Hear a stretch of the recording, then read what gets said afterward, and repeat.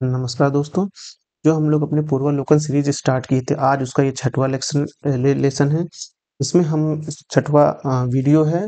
इसमें हम ये देख रहे हैं कि भारत की शासन प्रणाली है, उसका स्वरूप क्या है। इस में ये बताया गया है इस चैप्टर में।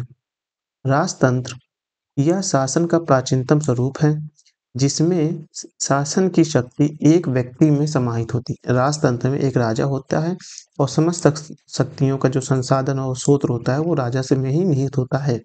जो राजमुकुट धारण करता है वह अनुवांशिकी उत्तराधिकारी यानी कि राजा का बेटा राजा के आधार पर ये पद ग्रहण करता है, यानी कि अनुवांशिकी उत्तराधिकारी का पद ग्रहण करता है। कुलीन तंत्र इसे एरिस्टोक्रेसी भी कहा जाता है। यहाँ शासन का स्वरूप वह है जिसमें राजनीतिक सत्ता थोड़े से लोगों में निहित होती है तथा वही इसका उपयोग करते हैं। राजतंत्र में क्या होता है, एक राजा होता है, उसके पास ही सारी शक्ति होती है। कुलीन तंत्र में कुछ प्रभावशाली जो अपने क्षेत्र में प्रभाव रखते हों या अपने देश या अपने राज्य में जो लोग प्रभाव रखते हैं, कुलीन लोग, कुछ चुने हुए लोग जो प्रभाव रखते हैं, उन्हें कहते हैं कुलीन तंत्र शासन। इसको एरिस्टोक्रेसी भी कहा जाता है। तानाशाही तानाशाही इसे अधिनायक तंत्र भी कहा जाता है। यह एक ऐसा शासन का स्वरूप है जिसमें एक ही व्यक्ति का निरंकुश शासन होता है, जो बल प्रयोग के माध्यम से अपने पद पर आसीन होता है तथा किसी के भी प्रति उत्तरदायी नहीं होता है। तानाशाही मतलब कोई एक डिक्टेटर, मतलब कि जो शासन तंत्र है वहाँ का जो शासन तंत्र है उसमें कोई एक व्यक्ति इतना शक्तिशाली हो जाए कि सभी को वो अपने वश में रखे, अपने ही अनुसार उनसे कार्य कराए और वह व्यक्ति किसी के प्रति जवाबदेही नहीं होगा। जैसे कि हमारे डेमोक्रेसी में आप देखेंगे कि जो हमारे संसद के लोग हैं वह जनता के प्रति जो है वो जवाबदेह होते हैं, लेकिन आप तानाशाही में देखेंगे वहाँ पास ऐसा कुछ नहीं होता है। एक प्रकार का राजतंत्र ही तानाशाही का स्वरूप देखा जा सकता है। एक तानाशाही का बढ़ा हुआ स्वरूप ही राजतंत्र में देखा जा सकता है।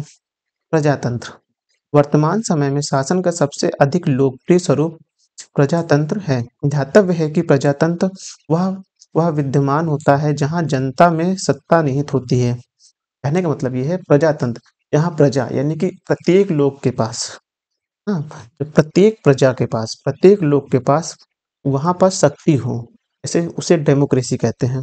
डेमोक्रेसी में ये होता है कि प्रत्येक व्यक्ति द्वारा वोट डालकर किसी एक छोटे से समूह को अपना उत्तराधिकारी बनाया जाता है और वो जो उत्तराधिकारी होते हैं वह जनता के दिए गए आदेशों का पालन करते हैं और नीतियों और कानून व्यवस्थाओं को सुचारू रूप से चलाते हैं।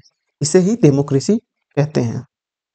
अर्थात जनता को संप्रभुता प्राप्त होती है। संप्रभुता मतलब कि जनता जो चाहे वो करा सकती है। इसलिए हमारे आप भारत के संविधान में पहला अनुच्छेद देखेंगे तो उसमें लिखा है, हम भारत के लोग, मतलब कि भारत की जनता ही है भारत का राजतंत्र। सॉरी, भारत की जनता ही जो है वही भारत का प्रजातंत्र है।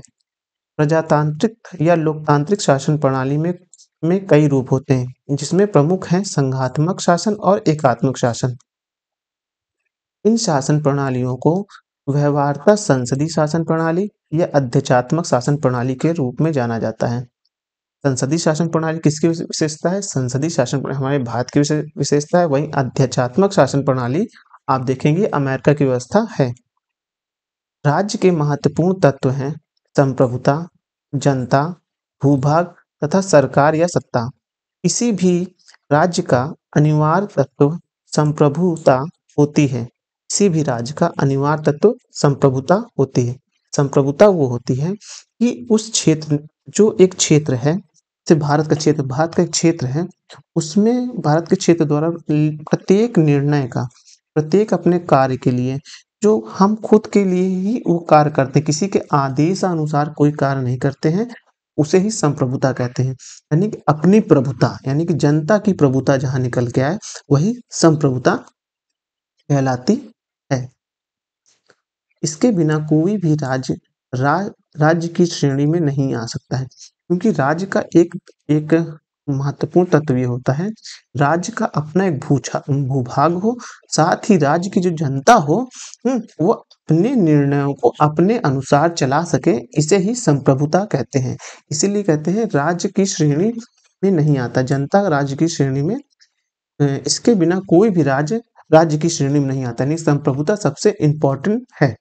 वर्ष 1947 के पहले एक राज्य के रूप में हमारे देश हमारा देश भारत संप्रभु नहीं था, क्योंकि 1947 से पहले अगर हम कोई भी निर्णय लेते थे या कोई भी कार्य अपने देश में करते थे, तो उसके लिए हमें इंग्लैंड से परमिशन लेनी पड़ती थी। यानी कि जब तक इंग्लैंड से परमिशन नहीं आती, तो हम वो कार्य कर नहीं पाते थे। मतलब कि हम संप्रभु नहीं थे, क्योंकि उस समय भारत की जनता का शासन नहीं था, बल्कि ब्रिटिश क्राउन का शासन था। भारतीय संविधान के अनुसार देश में संसदीय शासन प्रणाली को अपनाया गया, जिसमें जनता द्वारा चुने हुए प्रतिनिधि ही शासन व्यवस्था का संचालन करते हैं। संसदीय शासन प्रणाली को मंत्रिमंडलीय शासन प्रणाली भी कहा जाता है, क्योंकि इसमें जो संसद द्वारा चुने गए लोग जाते हैं, और संसद किससे चुने जाती है, जो वो चुने जाते हैं यहाँ भारत के लोगों के द्वारा, और वो एक मंत्रिमंडल बनाते हैं, इसलिए इसको मंत्रिमंडल प्रशासन प्रणाली भी कहते हैं। इस प्रणाली में संसद विधि निर्माण की सर्वोच्च संस्था होती है। तब ये जो प्रणाली आप देखेंगे, संसदीय शासन प्रणाली, इसमें संसद के जो सदस्य होते हैं वह कानून बनाते हैं, वह विधि निर्माण करते हैं, और वह चुने कहाँ से जाते हैं, वह चुने जाते हैं भारत के आम नागरिकों द्वारा, भारत के नागरिकों के द्वारा चुने जाते हैं। इसलिए, और ये भारत के नागरिकों का ही प्रतिनिधित्व करते हैं वहाँ संसद में जाके, तो ये जो है संसद जो है विधि निर्माण की सर्वोच्च संस्था भी मानी जाती है। एवं कार्यकाल अपने अपने समस्त कृत्यों के लिए संसद के प्रति जवाबदेह होते हैं। संसदीय शासन प्रणाली में कार्यपालिका का अस्तित्व विधायिका में उसके विश्वास प्राप्ति बहुमत तक रहता है। मतलब कि कार्यपालिका का जो अस्तित्व होगा, वह संसद में जो विधायिका होगी उसके प्रति विश्वास के और बहुमत के रूप में होगा। भारत की राजनीतिक व्यवस्था में संपूर्ण सत्ता को केंद्र एवं राज्य में संवैधानिक रूप से बांटा जाता है। भारत की राजनीतिक व्यवस्था में संपूर्ण सत्ता को केंद्र और राज्य में संवैधानिक रूप से बांटा जाता है। संवैधानिक रूप से बांटा जाता है।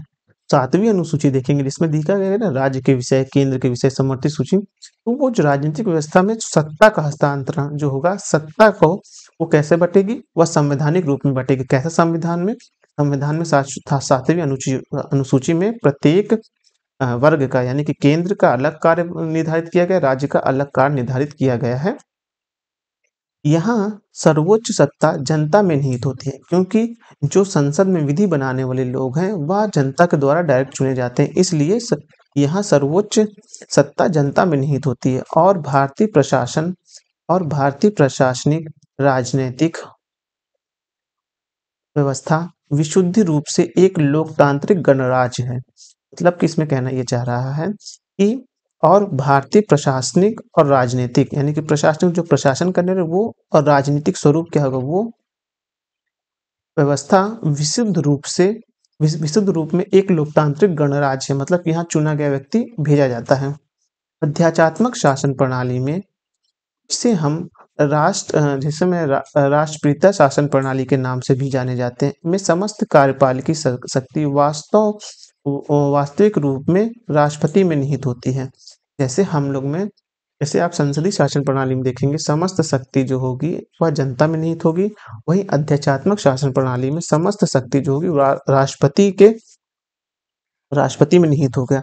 लेकिन वहाँ जो अध्याचात्मक शासन प्रणाली है, वहाँ पर राष्ट्रपति का चुनाव होके आता है, यानी जनता उसके लिए मत देती है, तब वो अध्याचात्मक शासन प्रणाली में आता है, तथा समस्त शक्तियों जो होती निहित होती है वह राष्ट्रपति में होती है। अध्याचात्मक शासन प्रणाली का सर्वोत्तम उदाहरण अमेरिका की राजनीतिक प्रशासनिक व्यवस्था है। अध्याचात्मक शासन प्रणाली में राष्ट्रपति विधायिका को भंग नहीं कर सकता है। मतलब कि ऐसे में अगर जो यहाँ पर सारी शक्ति राष्ट्रपति में निहित हो जाएगी, तो ऐसे में वो क्या करेगा, वो निरंकुश बनने की कोशिश करेगा। लेकिन अध्याचात्मक शासन प्रणाली में ऐसा नहीं हो सकता, क्योंकि राष्ट्रपति जो है विधायिका को भंग नहीं कर सकता, इसलिए वह निरंकुश नहीं हो सकता।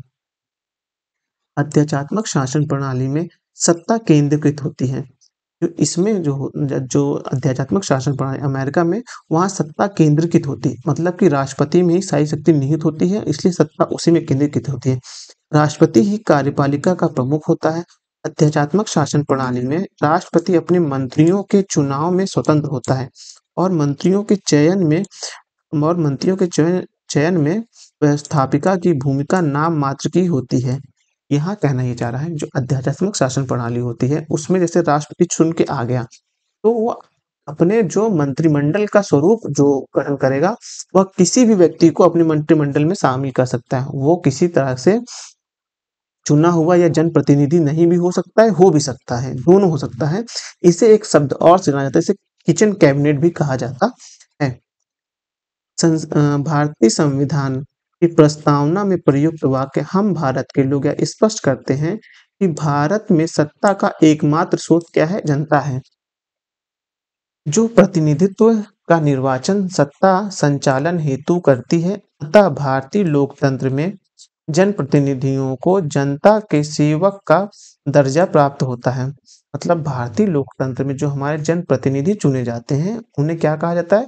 जन सेवक के का दर्जा दिया जाता है। भारतीय संविधान में संघ एवं राज्य की शक्तियों को संविधान में स्पष्ट विभाजित किया गया है। 7वीं अनुसूची इसके लिए देखेंगे आप।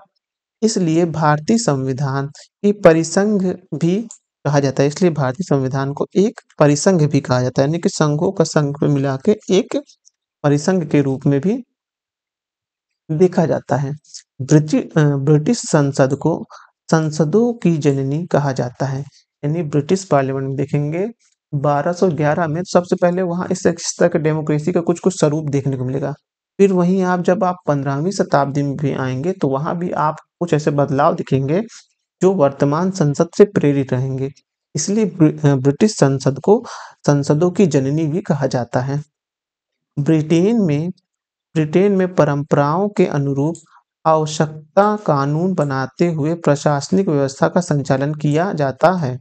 मतलब कि ब्रिटिश में परंपराओं के अनुसार जैसे-जैसे जिस भी कानून की आवश्यकता हुई है, किसी भी कानून में सुधार की आवश्यकता है कि नए कानून को जब लागू करने गए, तो वो एक बाय एक मतलब एक-एक करके नए-नए प्रशासनिक व्यवस्थाओं का संचालन उन कानूनों के माध्यम से किया जाता है।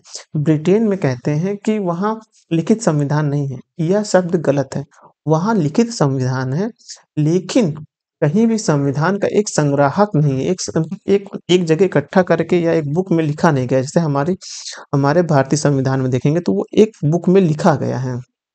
लेकिन ब्रिटेन में जब आप देखेंगे, तो वहाँ अलग-अलग समय-समय पर अपने प्रशासनिक व्यवस्थाओं के अनुसार उन्होंने अलग-अलग कानून बनाए हैं, बस उनको एक किताब में बंद नहीं किया गया। इसलिए कहते हैं कि वहाँ का संविधान लिखा हुआ नहीं है, बल्कि वहाँ का संविधान लिखा हुआ है। हमको बोलना ये चाहिए कि ब्रिटेन का संविधान लिखा गया है, लेकिन संग्रहित एक जगह नहीं किया गया है, क्योंकि ब्रिटेन में लिखित संविधान का अस्तित्व नहीं है। भारतीय संविधान में एकात्मक शासन के प्रमुख लक्षणों में राज्यपाल का पद तो कहना जाता है कि भारतीय संविधान में एकात्मक शासन, जो एक आदमी का शासन से कौन-कौन से लक्षण मिलते हैं? वो मिलते हैं राज्यपाल का पद, अखिल भारतीय सेवाएं, एकल नागरिकता, आपातकालीन प्रावधान और राज्यसभा में असमान प्रतिनिधित्व शामिल। भारत एक गणतंत्र है, इसका आशय है कि भारतीय राजनीतिक प्रशासनिक व्यवस्थाओं को सर्वोच्च पद यानी सर्वोच्च पद राष्ट्रपति पर निर्वाचित व्यक्ति आसीन होता है। मतलब कि राष्ट्रपति को प्रथम व्यक्ति माना जाता है। भारतीय संविधान में संघात्मक एवं एकात्मक दोनों व्यवस्थाओं के तत्व पाए जाते हैं, परंतु भारतीय संविधान मूलतः संघात्मक है। के सी व्हीलर ने भारत को अर्ध संघात्मक राज्य कहा है। जी ऑस्टिन ने भारतीय संघवाद को सहकारी संघवाद कहा है। सहकारी संघवाद का तात्पर्य है जहाँ राज्य और केंद्र दोनों मिलकर कार्य करें, वह सहकारी संघवाद मतलब सहायता से करने वाला जो सरकारी कार्य है, वह सहकारी संघवाद है। यह किसने कहा था? जी ऑस्टिन ने ये कहा था। वहीं केसी व्हीलर ने क्या कहा था कि भारत एक अर्ध संघात्मक राज्य कहा है। अर्ध संघात्मक से तात्पर्य क्या है? इसमें एकात्मक और अ, एकात्मक के साथ-साथ आप संघात्मक व्यवस्था भी देखेंगे। भारतीय संविधान अधिक कठोर तथा अधिक लचीले के मध्य एक संतुलन स्थापित करता है। मतलब कि जहाँ भारतीय संविधान बहुत ज़्यादा कठोरता के रूप में नज़र आता है, वहीं इसमें होने वाले विभिन्न संशोधन इसकी लचीलता को भी प्रदर्शित करते हैं। इस कथन के.सी. व्हीलर का है कि के.सी. व्हीलर का क्या कथन है कि भारतीय संविधान अधिक कठोर और अधिक लचीला के मध्य एक संतुलन स्थापित किया हुआ है। बी आर अम्बेडकर के अनुसार संविधान को संघात्मक के ढांचे के तंग के ढांचे में नहीं ढाला जा सकता है। बोला ये गया है संविधान को संघात्मक के तंग ढांचे में नहीं ढाला, मतलब कि हम भारतीय संविधान को इतना भी अलिखित या इतना भी लचीला नहीं कर सकते हैं कि वह कभी भी टूट जाए। वह मतलब कि भारतीय जो संविधान है वह संघ से अलग भी होने का प्रस्ताव ला सके, इसीलिए नहीं ला सके, इसीलिए बी आर अम्बेडकर के अनुसार भारत को संघात्मक के तंग ढांचे में नहीं डाला गया है।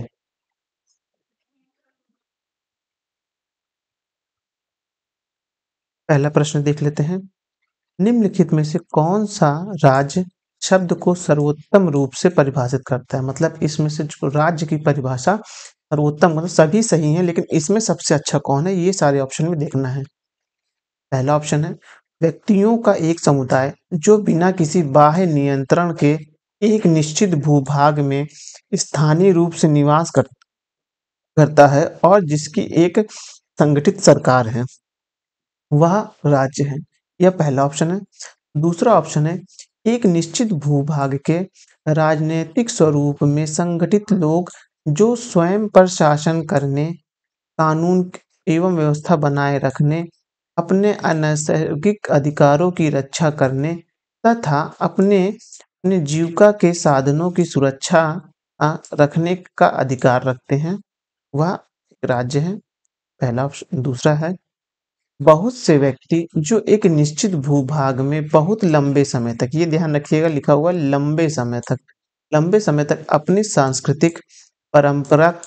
अपनी परंपरा और शासन व्यवस्था के साथ रहते हैं, वो राज्य है। ये भी गलत है।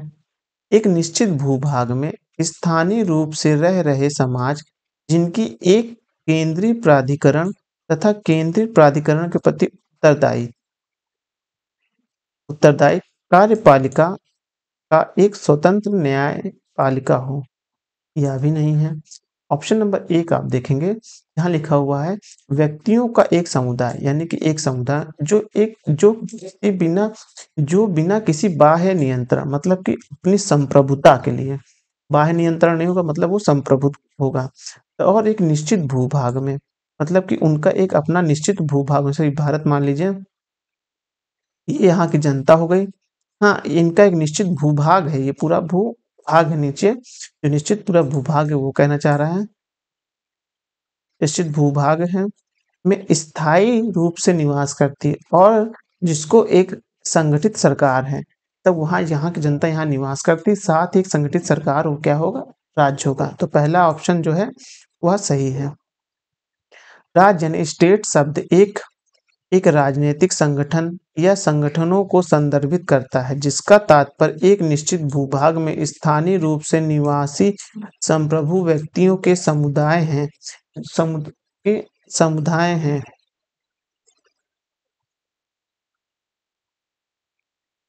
जिसकी एक संगठित सरकार हो तथा वह अपने आंतरिक एवं वैदेशिक मामले में, मतलब कि अपने आंतरिक मामले और विदेश के मामले में संदर्भ में बाह्य नियंत्रण से मुक्त हो।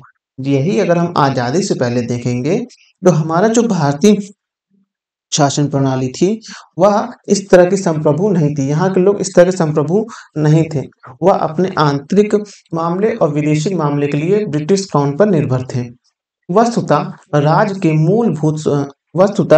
के मूलभूत प्रमुख तत्व हैं व्यक्ति यानी कि जनसंख्या यानी कि जनता, सरकार या सत्ता, निर्धारक सीमा वाला भूभाग, जैसे हमारे भारत के निर्धारित भूभाग है 15,600 किलोमीटर का जो प्रायद्वीपीय भाग है अपना, वही 7,200 कुछ किलोमीटर का आपको पूरा क्षेत्र देख लेंगे तो निश्चित भूभाग हो गया।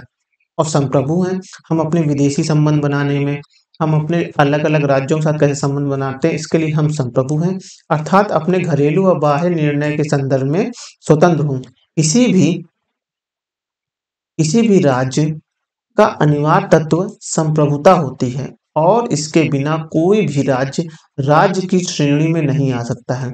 जब तक कोई व्यक्ति स्वयं के लिए संप्रभु नहीं, यानी कि अपना निर्णय और अपने इसके साथ बाह्य निर्णय रखना है। जब कोई व्यक्ति स्वतंत्र नहीं है, यानी कि उसके पास वो मूलभूत अधिकार नहीं है। जब मूलभूत अधिकार नहीं, तो वो व्यक्ति जो है किसी न किसी के प्रति आश्रित रहेगा। ठीक वैसे ही राज्य, जब तक राज्य की अपनी संप्रभुता नहीं होगी, तब तक वह राज्य की श्रेणी में नहीं आएगा। इस आधार पर विकल्प ए में दिया गया विकल्प राज्य शब्द को सर्वोत्तम रूप से परिभाषित करता है। दूसरा प्रश्न है, निम्नलिखित में से कौन सा राज्य का सबसे महत्वपूर्ण तत्व है? पहला है ध्वज, दूसरा है राजधानी, तीसरा है संप्रभुता, चौथा है शासनाध्यक्ष। अभी हमने पढ़ा कि राज्य का सबसे महत्वपूर्ण तत्व क्या होता है? वो होता है उसकी संप्रभुता। राज्य के 4 आवश्यक तत्व हैं: जनसंख्या, मतलब कि भूभाग, शासन प्रणाली, शासन सत्ता, संप्रभुता। इन चारों तत्वों को संप्रभुता सबसे सर्वोच्च तत्व है। संप्रभुता के बिना कोई राज्य अन्य 3 राज्य के होते हुए भी अंतरराष्ट्रीय दृष्टि से राज्य नहीं कहा जा सकता है। तीसरा प्रश्न है, भारत की संप्रभुता के संबंध में निम्नलिखित में से कौन सा या से कथन सही है? यानी कि भारत की संप्रभुता के बारे में कौन सा कथन सही है? भारत राष्ट्रमंडल का सदस्य है। पहला, राष्ट्रमंडल की सदस्यता के कारण भारत की संप्रभुता कम हो जाती है। ये ऑप्शन गलत है आपका, क्योंकि अगर हम किसी भी राष्ट्रमंडल या अगर हम किसी भी संस्था के सदस्य बनने चाहते हैं, तो वह अपनी स्वयं की मर्जी से बनना चाहते हैं। जैसे हम WHO के सदस्य हैं, हम यूनाइटेड नेशन फ्रेमवर्क के सदस्य हैं, हम के सदस्य हैं, हम रामसर साइट के सदस्य हैं। इस तरह के जो सदस्य हैं, जैसे हम G20 के सदस्य हैं, हम देखेंगे हम नाटो के सदस्य हैं। तो भारत ये अपने मन से करता है। अगर इसको अपने मन से कर रहा है और इसका ये निर्णय लिखा जाए कि संप्रभु नहीं है, तो यह वाक्य गलत हो जाएगा। तो ऑप्शन नंबर ए भी सही है। भारत राष्ट्रमंडल का सदस्य है, ये सही वाक्य है। भारत राष्ट्रमंडल का सदस्य है, लेकिन राष्ट्रमंडल की सदस्यता लेने का उसकी संप्रभुता कम हो गई, यह गलत है। ऑप्शन नंबर ए जो सही है। भारत राष्ट्रमंडल का सदस्य है, लेकिन इसके कारण भारत की संप्रभुता कम नहीं होती है। राष्ट्रमंडल वास्तव में कोई संवैधानिक संगठन नहीं है, बल्कि इसके सदस्य बल्कि इसके सदस्यों के पारंपरिक सहयोग व सद्भाव का आधारित संगठन है। अप्रिय, राष्ट्रमंडल के सभी सदस्य राष्ट्र स्वतंत्र और समान है तथा ब्रिटिश राज्य के प्रति निष्ठा जैसा कोई भी शर्त या आवश्यक नहीं है। मतलब कि राष्ट्रमंडल में क्या होता है कि लोग जो भी देखिए आप देखेंगे पिछले सदी में, आप जब देखेंगे पिछले शताब्दी में जाएंगे, जो देश ब्रिटेन के गुलाम रह चुके थे, वो बाद में उनका एक संगठन बन गया जो कहीं न कहीं क्योंकि आप देखिए, आप कहीं किसी के संप्रभु में आप रहेंगे, तो ज़ाहिर-सी बात है स्टार्टिंग में आप अगर जैसे कि हमारा देश जब आज़ाद हुआ था, स्टार्टिंग में हमारे पास कुछ नहीं था। हमें मदद लेने के लिए हमारे जो ऊपर की जो हमारे अंदर शासन कर रहे थे इतने सालों से, उनको हमें मदद लेनी पड़ी थी और हमें अपना विश्व के मंच पर एक अपना भी वर्चस्व चाहिए था। इसके लिए हम उनके सहयोगी बन गए। इसके सहयोगी बनने का तात्पर्य यह नहीं है कि हम उनके ऊपर आश्रित हो गए। लेकिन हाँ, ये ज़रूर है कि हम कहीं न कहीं से उनके शासन प्रणाली को लिए थे। तो ये बात हुई, तो एक एक इसी को लेकर एक राष्ट्रमंडल बन गया। लेकिन इसके लिए यह आवश्यक नहीं था कि हम अपनी संप्रभुता उनको गिरवी रख के आए थे। तो ऑप्शन नंबर ए सही था, दूसरा गलत है। चौथा प्रश्न है, भारतीय संविधान में किस प्रकार की शासन प्रणाली की व्यवस्था की गई है? मतलब कि भारत में जो शासन प्रणाली किस प्रकार की शासन प्रणाली है? वह है संसदात्मक शासन प्रणाली है। लोकतंत्रात्मक है, लेकिन लोकतंत्रात्मक विधि है। आप वहीं जब जब कैसे शासन की विधि क्या है लोकतंत्रात्मक, लेकिन जो शासन प्रणाली वह कैसी है संसदात्मक शासन प्रणाली। अध्याचात्मक शासन प्रणाली आप देखेंगे, ये आपको मिलेगी अमेरिका में। अर्ध लोकतंत्रात्मक ऐसा कोई अभी विचार पूरी तरह से प्रभावी नहीं हुआ है। शासन प्रणाली की समानता 2 पद्धतियों से है, संसदात्मक और अध्याचात्मक। भारत में ग्रेट ब्रिटेन का अनुसरण करते हुए संसद संसदात्मक शासन व्यवस्था को अपनाया गया था। संसदात्मक शासन व्यवस्था में व्यवस्थापिका के सदस्य ही कार्यपालिका का गठन करते हैं तथा कार्यपालिका व्यवस्थापिका के प्रति उत्तरदायी होती है। संसदात्मक शासन प्रणाली में कार्यपालिका विधायिका द्वारा नियंत्रित होती है। 5वां प्रश्न है संसदात्मक शासन प्रणाली शासन व्यवस्था में जो होता है वह होता है विधायिका का कार्यपालिका पर नियंत्रण होता है। यानी कि जो विधायिका होगी जहाँ पर कानून बनेंगे वो कार्यपालिका पर नियंत्रण रखेगी। संसदीय व्यवस्था वाली सरकार वह होती है, मतलब कि जो संसदीय सरकार वाली व्यवस्था वह होती है संसद के सभी शब्द देखिएगा सभी राजनीतिक दलों का सरकार में प्रतिनिधित्व होता है। अगर यह ऑप्शन सही होता सभी यानी कि विपक्ष का भी जो सरकार में मंत्रिमंडल बनता उनका भी उसमें होता हो सकता है। कोई अच्छा कार्य कर रहा है तो विपक्ष वाले कोई व्यक्ति उनको अपने साथ रख सकते हैं, लेकिन यह शासन का स्वरूप नहीं होता है। दूसरा है सरकार संसद के प्रति उत्तरदायित्व होती है और उसके द्वारा हटाई जाती है। यानी जो सरकार में है वो संसद के प्रति वहां बैठे हुए लोगों के प्रति उत्तरदायित्व होती है, उनके द्वारा कभी भी हटाई जा सकती है, जैसे कि 2/3 बहुमत के द्वारा अब विश्वास प्रस्ताव के द्वारा ऐसे में हटाई जा सकती है। तो ऑप्शन नंबर ये बी सही है। तीसरा देख लेते हैं सरकार लोगों के द्वारा निर्वाचित होती है और उनके द्वारा हटाई जा सकती है। ये बात है, लेकिन यह की सरकार जो लोगों के द्वारा चुनी जाती है और फिर उनको जब मत नहीं दिया जाएगा तो वो हार जाएंगे, उनके द्वारा जनता द्वारा हटाई जा सकती है। लेकिन यह व्यवस्था यानी संसदीय शासन प्रणाली की जो व्यवस्था होती है वह इसके लिए सही नहीं है। यानी कि ये जो ऑप्शन है ये गलत है, वह सुटेबल नहीं बैठ रहा है, संसदीय व्यवस्था के हिसाब से सुटेबल नहीं बैठ रहा है। डी ऑप्शन देख लेते हैं सरकार संसद के द्वारा चुनी जाती है किंतु निर्धारित समय अवधि से पूर्व होने के पूर्व हटाई नहीं जा सकती है। यह गलत है। संसदीय शासन प्रणाली में क्या होता है कि सरकार जनता द्वारा चुनी जाती है।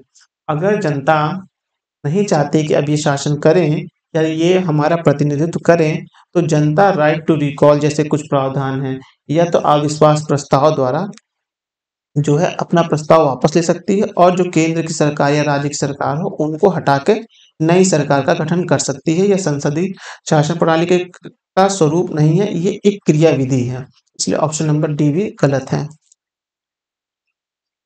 7वां प्रश्न है सर्वप्रथम संसदीय सरकार किस देश में आरंभ हुई? वह आरंभ हुई थी आपका ग्रेट ब्रिटेन जिसे यूके कहा जाता है। भारतीय संसदीय प्रणाली ब्रिटिश संसदीय प्रणाली से इस बात में भिन्न है कि भारत में न्यायिक पूर्वावलोकन की प्रणाली है। न्यायिक पूर्वावलोकन की प्रणाली ब्रिटिश संसद में नहीं है। वहां पर जुडिशरी रिव्यू नहीं होता है, बल्कि वहीं आप देखेंगे यह अमेरिका का एक गुण है। जो हमने जो न्यायिक पूर्वावलोकन की जो अवधारणा ली वो अमेरिका से लेकर ली है, तो जाहिर से ब्रिटेन में इसका कोई उपलब्ध साक्ष्य नहीं था, इसलिए ऑप्शन नंबर डी सही होगा। हमें ब्रिटिश मॉडल पर आधारित संसदीय लोकतंत्र को अपनाया है, किंतु हमारा मॉडल उस मॉडल से किस प्रकार भिन्न है? मतलब कि जो हमने संसदीय शासन प्रणाली ब्रिटेन से अपनाई है वह अपनाई है, लेकिन उसमें हमने बहुत से चेंजेस किए हैं। और कैसे चेंजेस हैं जो हमको उनसे अलग बनाते हैं, इसको ऑप्शन में देखते हैं। जहां तक विधि निर्माण का संबंध है, ब्रिटिश संसद सर्वप्रभु अथवा संप्रभु है, किंतु भारत में संसद की विधि निर्माण की शक्ति परिसीमित है। भारत में संसद के किसी अधिनियम में संशोधन की संवैधानिकता से संबंधित मामले उच्चतम न्यायालय द्वारा संविधान पीठ को भेजे जा सकते हैं। सही बात है। आप केशवानंद भारती देखेंगे, गोलकनाथ केस देखेंगे, पेरुबादी केस देखेंगे, मेनका गांधी केस देखेंगे। तो इस तरह का जो संशोधन होके लाए गए थे, जो प्रावधान लाए थे, उनका जुडिशियल रिव्यू हुआ था, वो हुआ था। तो कैसा हुआ था? वो संसदीय शासन प्रणाली के तहत हुआ था। तो ऑप्शन नंबर सी जो है सही है, इसमें 1 और 2 दोनों सही हैं। ब्रिटिश मॉडल पर आधारित लोकतांत्रिक व्यवस्था में संसदीय संप्रभुता के सिद्धांत को अपनाया गया है। मतलब वहाँ जो संसद कर देगी उसका जुडिशियल रिव्यू, मतलब कि किसी प्रकार का न्यायिक पूर्वावलोकन नहीं हो पाएगा ब्रिटिश में।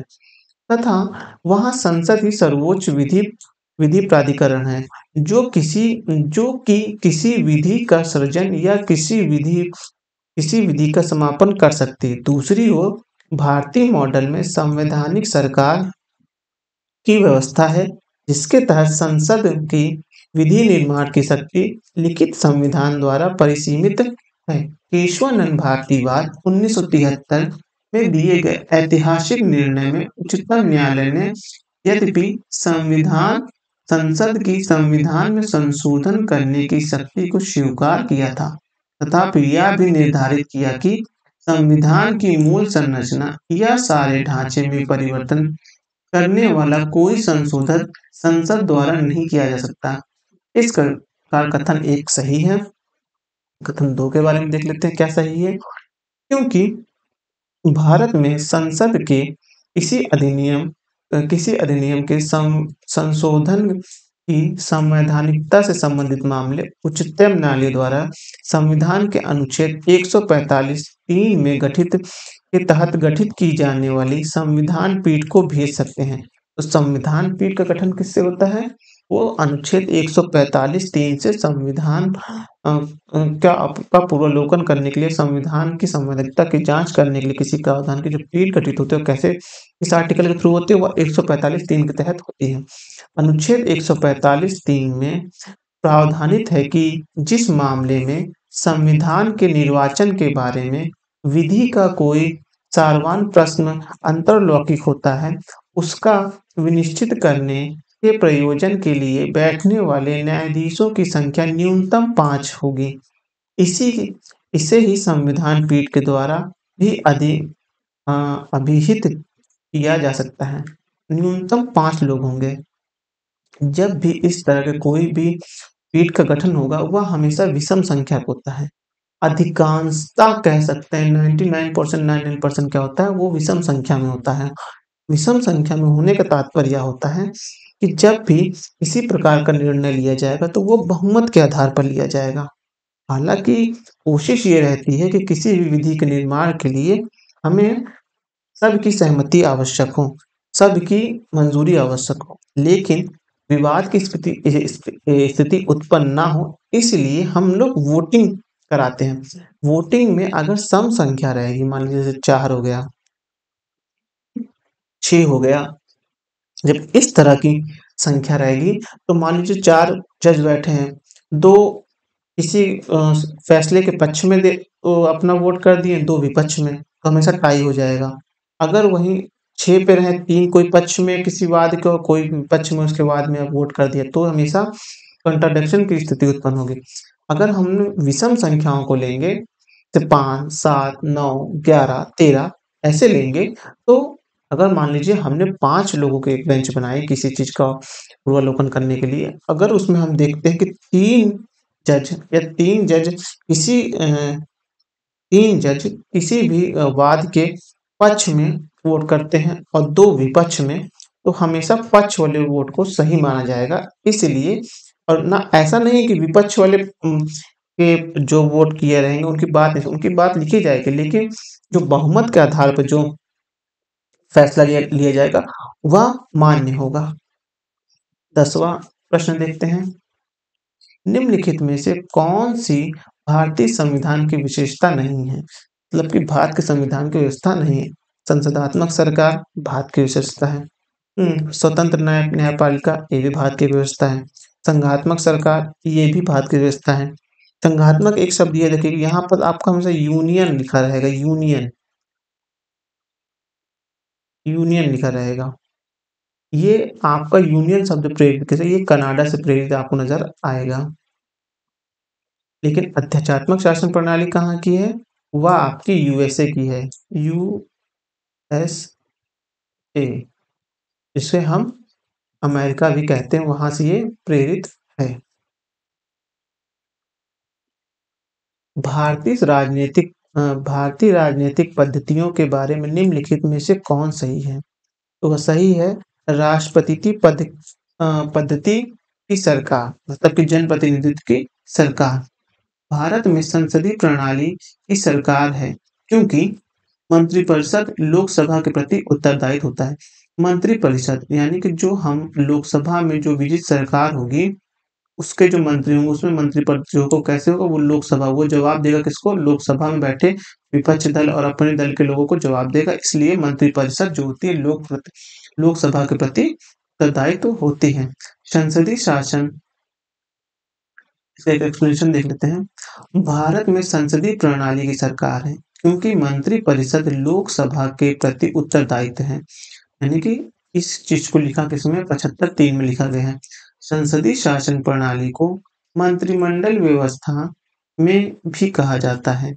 यह शासन व्यवस्था में संसद विधि निर्माण की सर्वोच्च संस्था होती है तथा कार्यपालिका अपने सभी कार्यों के लिए संसद के प्रति उत्तरदायित्व होती है।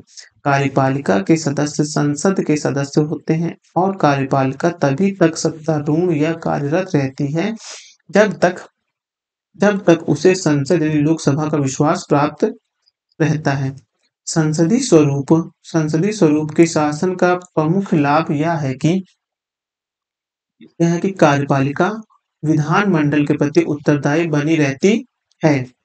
भारत के संदर्भ में संसदीय शासन प्रणाली में निम्नलिखित में से कौन सा या शेष सिद्धांत संस्थागत रूप से निहित है?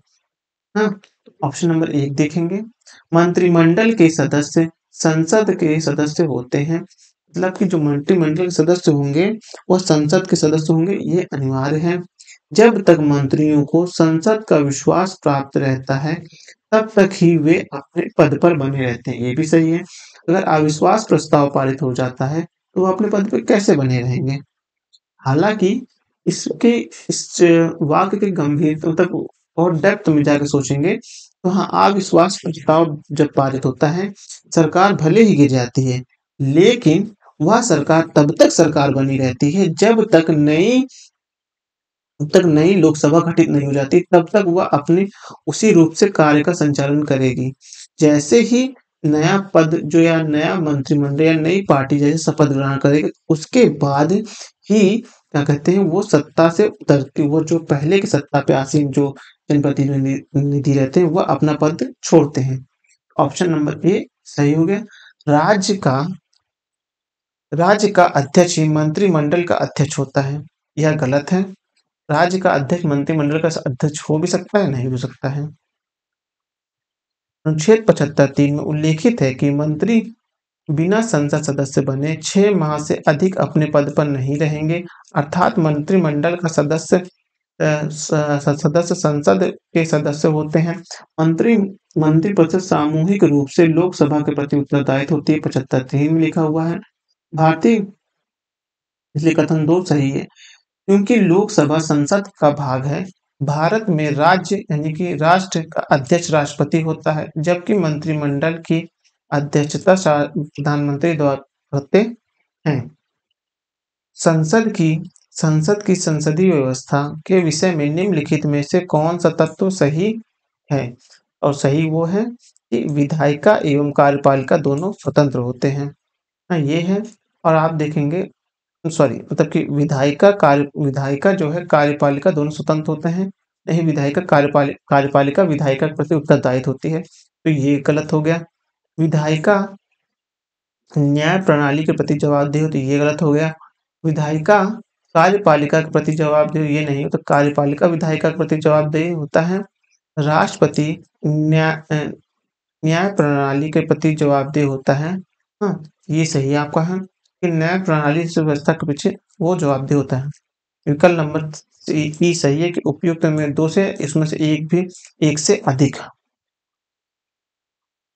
निम्नलिखित कथनों में से उस एक को चुनिए जो मंत्रिमंडल स्वरूपों के कि सरकार में अंतर्निहित सिद्धांतों को अभिव्यक्त करता है? वह ऑप्शन नंबर सी सही है। सरकार की जनता के प्रति सामूहिक उत्तरदायित्व को सुनिश्चित करने के लिए संसदीय लोकतंत्र की एक क्रियाविधि है। 17 प्रश्न है।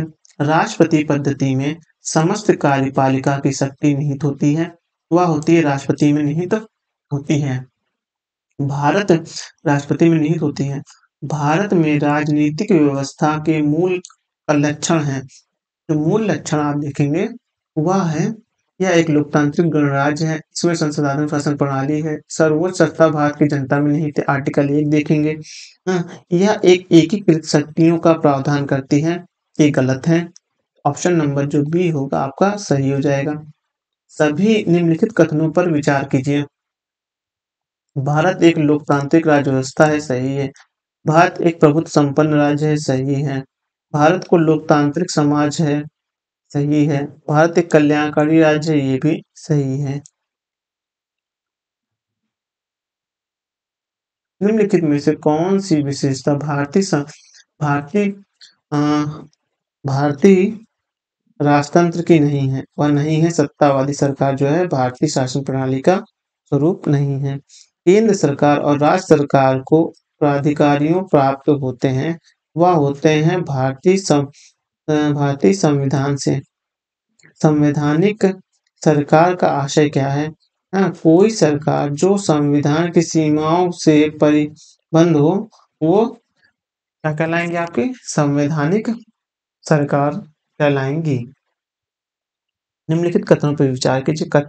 अभी कथन और कारण कथन वाला मतलब कि कथन और कारण वाला प्रश्न है। भारत एक लोकतांत्रिक देश है, सही है। भारत का अपना एक संविधान है, ये भी सही है। ऑप्शन नंबर बी सही हो जाएगा कि दोनों सही तो हैं पर दोनों एक दूसरे की व्याख्या नहीं कर रहे। भारत लोकतांत्रिक देश है, इसमें बोलना चाहिए आर्टिकल 1 को शो करना चाहिए जिसमें हम भारत के लोग हैं। भारत में संसदीय शासन प्रणाली है जहाँ जनप्रतिनिधि चुन के आते हैं। ये होता तो माना जाता। लेकिन ये सेंटेंस सही है, इसलिए कथन और कारण दोनों सही है, लेकिन कथन कारण की सही व्याख्या नहीं करता है। निम्नलिखित में से कौन सुशासन की विशेषता नहीं है? मतलब एक अच्छे शासन की व्यवस्था नहीं है, वह है लाल फीताशाही। लाल फीताशाही रेड टेप जो है वो जो है आपका एक अच्छे सुशासन की व्यवस्था नहीं है। तो इस प्रकार से ऑप्शन नंबर डी जो है वो सही होगा। कल्याणकारी राज्य यानी वेलफेयर स्टेट का उद्देश्य है कमजोर वर्गों के कल्याण का प्रबंध करना। राज्य हर जगह है, यह अंतराल शायद ही कोई छोड़ता है। यह वक्तव्य किस धारणा की व्याख्या करता है? कल्याणकारी राज्य की अवधारणा को व्यक्त करता है। निम्नलिखित में से कौन सा एक भारतीय संविधान का दर्शन नहीं है? वह नहीं है साम्यवादी दर्शन नहीं है, यह चाइना का है। निम्नलिखित कथनों में से कौन सा सही है? भारतीय संविधान भारतीय संविधान अध्याचात्मक है। भारत का एक भारत एक नाम मात्र का राजतंत्र है। भारत एक कुलीन तंत्र है। भारत एक संसदीय व्यवस्था है। तो ऑप्शन नंबर डी सही होगा। भारत में राजनीतिक सत्ता का प्रमुख स्रोत क्या है? भारत में राजनीतिक सत्ता का प्रमुख स्रोत है जनता। निम्नलिखित में से कौन सा अध्यात्मक शासन प्रणाली का आधारभूत तत्व है? वह एकल कार्यपालिका है। निम्नलिखित में से कौन सा सही है? कौन सही अध्यात्मक शासन प्रणाली की विशेषता क्या है? वह है उपरोक्त वर्णित सभी ढंग है वो अध्यात्मक शासन प्रणाली की विशेषता है। अध्यात्मक शासन का उदय सर्वप्रथम किस देश में हुआ? वह हुआ था आपका संयुक्त राज्य अमेरिका में हुआ था। भारत में प्रजातंत्र इस तथ्य पर आधारित है कि जनता को सरकार की जनता को सरकार को चुनने तथा बदलने का अधिकार प्राप्त होता है। लोकतंत्र की उत्कृष्ट गुण यह है कि वह क्रियाशील बनता है। वह बनता है आपका साधारण पुरुषों और महिलाओं की बुद्धि और चरित्र से बनता है। भारत एक गणराज्य है इसका अर्थ है कि भारत में वंशानुगत शासन प्रणाली नहीं है।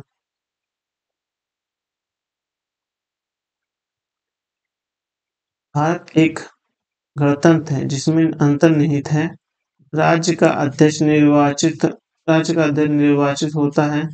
भारत की एक भारत की भारत में इसे एक भारत निम्नलिखित में से किसे निर्धारित होता है कि भारत का संविधान परिसंघीय है और केंद्र और राज्यों के बीच शक्तियों का बंटवारा से सहकारी समितियों से रिलेटेड है।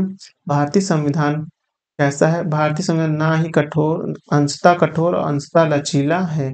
ऑप्शन नंबर बी सही है।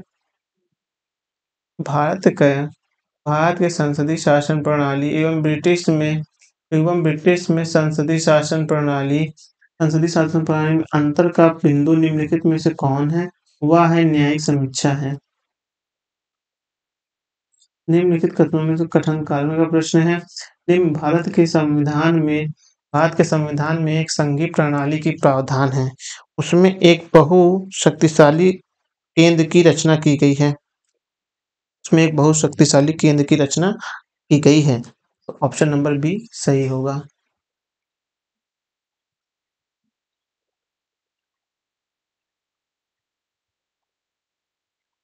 कथन और कारण के प्रश्न है। भारत में संघवादिता व्यवहारिक नहीं है। कारण यह भारत एक संघीय राज्य नहीं है। भारत एक संघीय राज्य जो है तो ये ऑप्शन सी वाला गलत होगा, तो आर गलत है, ए सही है। भारत भारतीय राज्य व्यवस्था में निम्नलिखित में से कौन से अनिवार्य विशेषता है जो यह दर्शाती है कि उसका स्वरूप संघीय है? दर्शाती है न्यायपालिका की स्वतंत्रता की सुरक्षा जो है दर्शाती है। निम्नलिखित में से कौन एक भारत के संविधान का संघीय लक्षण नहीं है? वो है एकहरी नागरिकता भारत के संघ का संघीय लक्षण नहीं है। एकरी नागरिकता भारत के संविधान का संघीय लक्षण नहीं है। भारतीय संविधान में एकात्मक और संघात्मक दोनों ही व्यवस्था में मौजूद है। भारतीय संविधान के संघात्मक लक्षणों में निम्नलिखित संविधान कठोर संविधान केंद्र तथा राज्यों की शक्ति का विवरण न्यायपालिका और सर्वोच्चता एक स्वतंत्रता द्विसदनीय विधानसभा आदि है। सभी एकात्मक लक्षणों के अंतर्गत एकल नागरिकता राज्यपालों की राष्ट्रपति के द्वारा नियुक्ति और राज्यपाल आपातकाल की घोषणा समझौते के लागू करने में संसद की एकात्मक शक्तियों का दिखता है। निम्नलिखित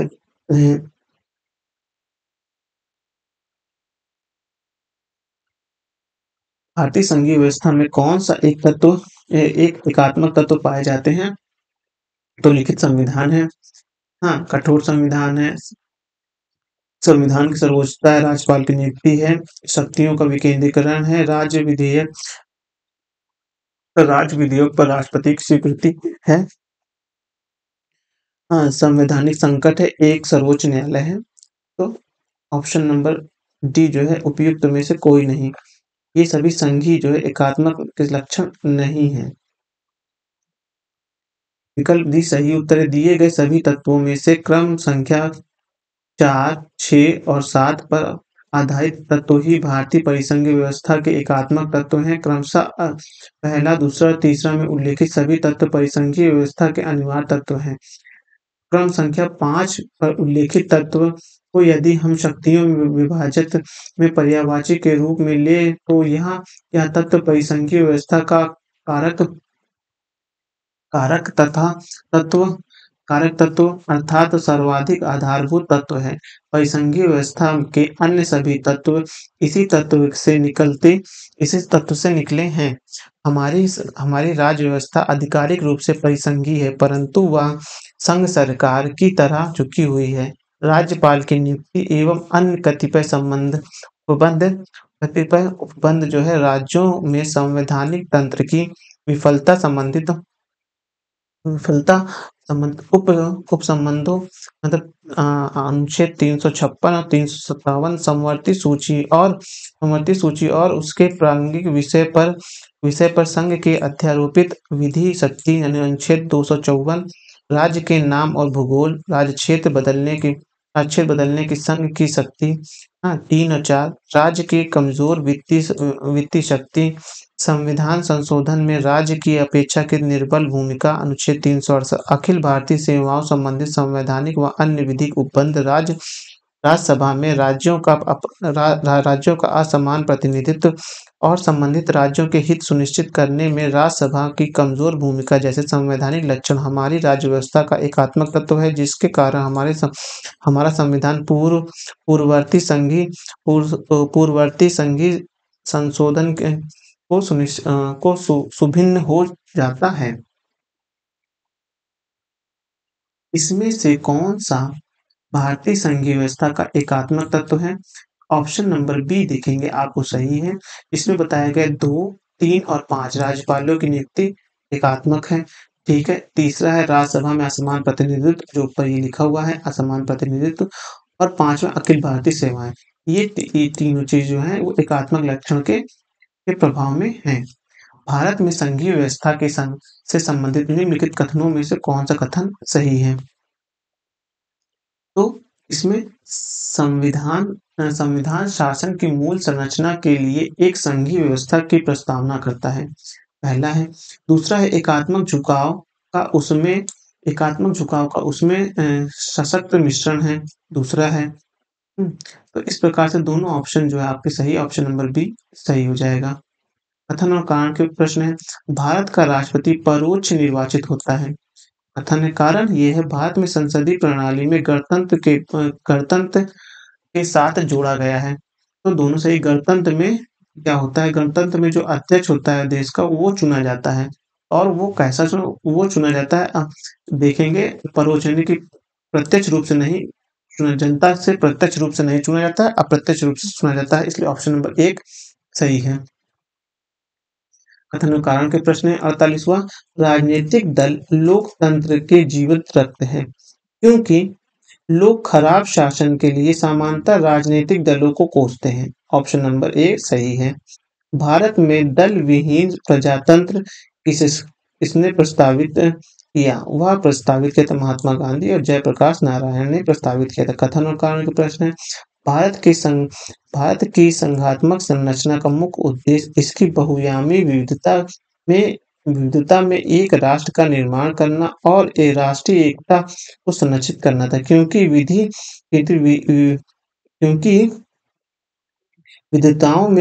विविधताओं के सामंजस्य में एक सशक्त न कि कमजोर भारतीय राष्ट्रीयता का निर्माण हुआ है। ऑप्शन नंबर बी क्योंकि सही है। कथन और कारण के प्रश्न है। भारतीय राजनीतिक व्यवस्था की प्रकृति में निरंतरता एवं परिवर्तन के तत्व मूर्त रूप से पाए जाते हैं। संशोधन होता है, नए संशोधन जोड़े जाते हैं, हटाए जाते हैं अनुच्छेद, तो ये सही है।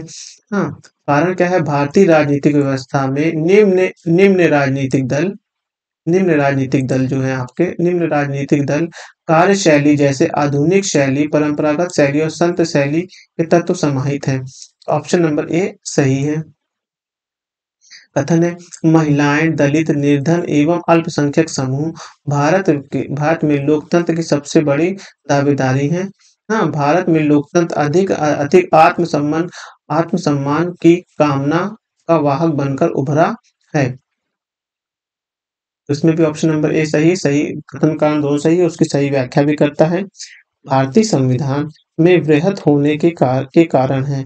उसका कारण कि इसे बहुत ज्यादा लिखा गया है, कई देशों से लिया गया, इसलिए बहुत से कारण इसमें है, लेकिन इससे ऑप्शन मैच नहीं करता।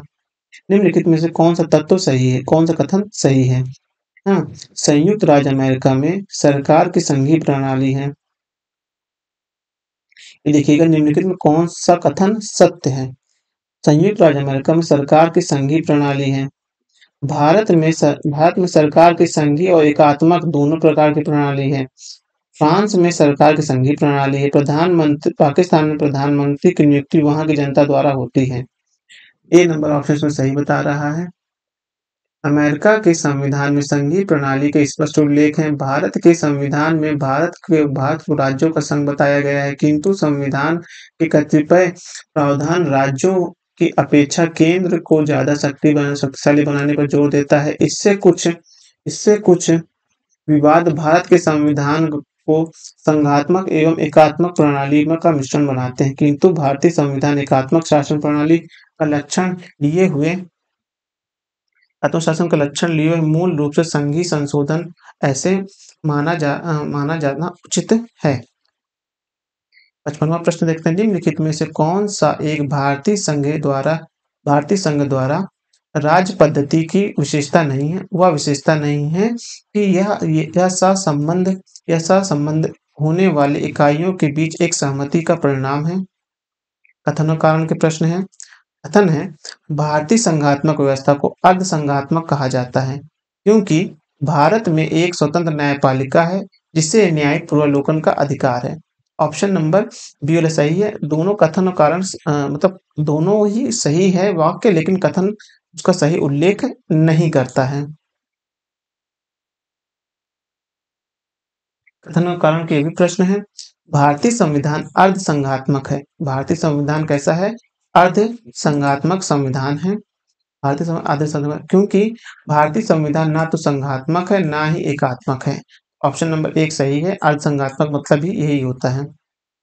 भारतीय संविधान की प्रकृति क्या है? भारतीय संविधान की प्रकृति क्या है? प्रकृति है इसकी प्रकृति में संघीय किंतु भावनाओं में एकात्मक है। भारतीय संघवाद को सहकारी संघवाद किसने कहा था? वह कहा था जी ऑस्टिन ने कहा था। इसने कहा था भारत अर्ध संघात्मक राज्य है। वह कहा था आइविर जोन्स ने कहा था। भारतीय संविधान अत्यधिक कठोर और अधिक लचीले के मध्य एक अच्छा संतुलन स्थापित करता है। ये किसने कहा था? केसी व्हीयर ने कहा था। निम्नलिखित में कथनों में से सही निम्नलिखित में से किसी एक का कथन है जिसमें बोला गया है संविधान को संघात्मक के तंग ढांचे में नहीं डाला गया है। वह है अम्बेडकर साहब का कथन है। मिथकों और कहावतों के रूप में प्रशासन के सिद्धांत को किसने अस्वीकार किया था? वह किया था हर्बर्ट साइमन ने उसको अस्वीकार किया था। विधि और स्वाधीनता के बीच सबसे उपयुक्त संबंधों को निम्नलिखित में से कौन प्रतिबिंबित करता है? वह करता है कि यदि विधि नहीं है तो स्वाधीनता भी नहीं है। निम्नलिखित कथनों में से कौन विकास प्रशासन की अवधारणा से संबंधित है? वह है फ्रेडरिक डब्ल्यू रिंग जो है वो आपका विकास प्रशासन से प्रभावित है।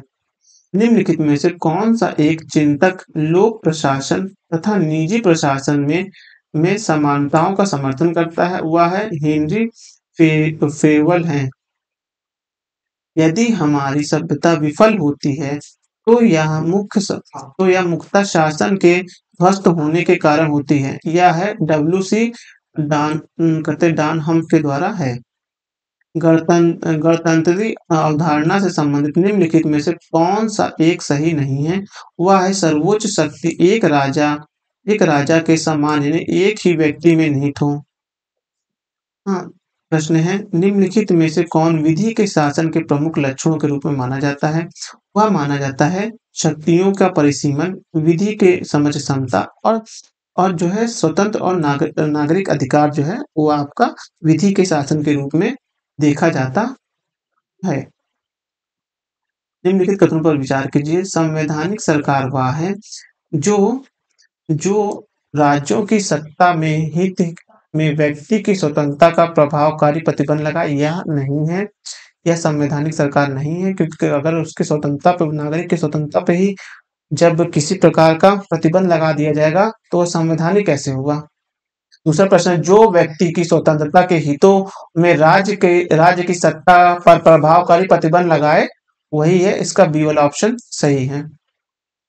परिभाषा से संवैधानिक सरकार का अर्थ है कि सीमित सरकार मतलब कि सरकार का और लोगों की भागीदारी जन भागीदारी ज्यादा होनी चाहिए, वह सीमित सरकार के दायरे में आता है।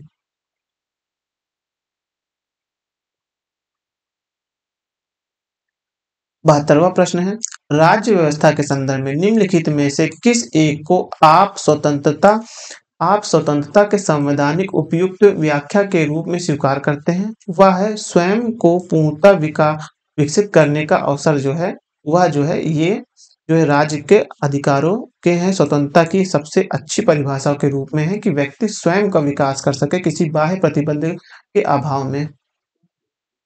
समाज में समानता के होने का एक निहितार्थ यह है कि उसमें विशेषाधिकार का अभाव है। भारत एवं अमेरिका की राजनीतिक व्यवस्था के बीच निम्नलिखित में से कौन-सी विशेषताएँ समान हैं? तो आप देखेंगे राष्ट्रपति के पास पॉकेट वीटो की शक्ति है, दोनों के पास पॉकेट वीटो की शक्ति है। दूसरे प्रशासनिक आयोग के कौन से प्रतिवेदन ने भारत में सुशासन की बाधाओं को पहचान की थी? वह की थी नागरिक केंद्र प्रशासन शासन का केंद्र बिंदु जो रिपोर्ट थी वो। निम्नलिखित संघवाद को विविधताओं में एकता को प्रोत्साहित करने हेतु निम्नलिखित में से किस संस्थाओं की आवश्यकता आवश्यक माना गया उपयुक्त तीनों यानी कि अंतर्राष्ट्रीय परिषद एवं विकास परिषद को, वित्तीय आयोग एवं क्षेत्रीय परिषद को, एकल एकल एकल न्याय व्यवस्था एवं अखिल भारतीय सेवाओं को माना गया है। निम्नलिखित में से कौन निम्नलिखित में से किस दशक में भारत में संघात्मक व्यवस्था केंद्रीय और संघवाद की ओर खिसकी? वह था 1980 का दशक था। इस प्रकार से हमने अपना वीडियो नंबर 6 कंप्लीट किया है।